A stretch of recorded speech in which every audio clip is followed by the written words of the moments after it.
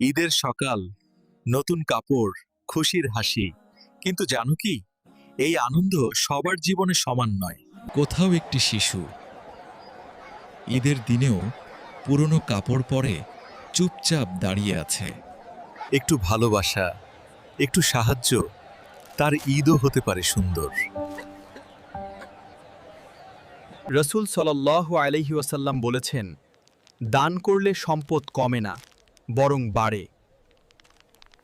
এই ঈদে শুধু নিজের জন্য নয়, হে, অন্যের মুখে হাসি ফোটাও। এই ঈদে শুধু নিজের জন্য নয়, অন্যের মুখে হাসি ফোটাও। মনে রাখো, আসল ঈদ তখন ঈদ যখন তোমার কারণে অন্য কেউ হাসে।